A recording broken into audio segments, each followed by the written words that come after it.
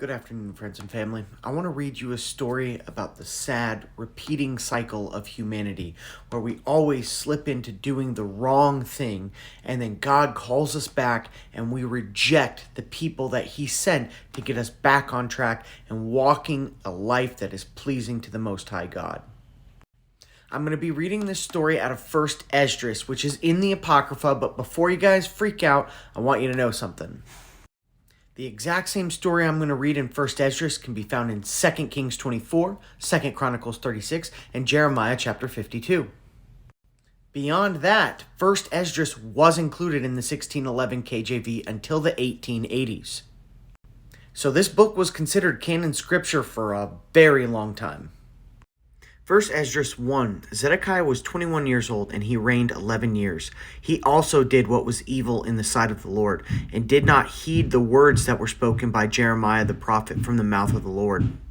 And though King Nebuchadnezzar had made him swear by the name of the Lord, he broke his oath and rebelled, and he stiffened his neck and hardened his heart, and transgressed the laws of the Lord, the God of Israel.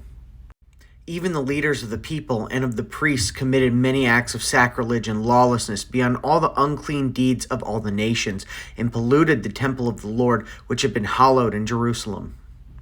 So the God of their fathers sent by his messenger to call them back, because he would have spared them and his dwelling place.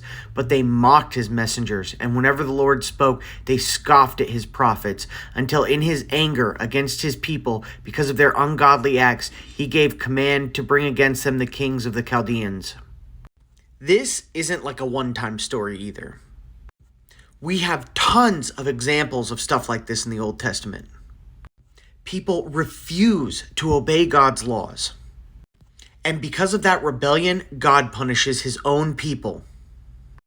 In Deuteronomy 28, God tells us all the blessings he'll give us for being obedient to him.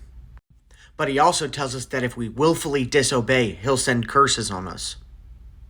And we see this playing out all throughout God's people's history. Now, somebody's definitely going to say, oh, that was Old Testament. God's not like that anymore. He wouldn't do that. Things changed after Jesus came. If you want an interesting study to do, go to Revelation and read all the curses that'll come upon the people in the end times.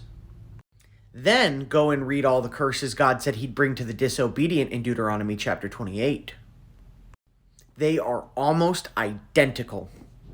Ecclesiastes 1, what has been done is what will be done, and there's nothing new under the sun.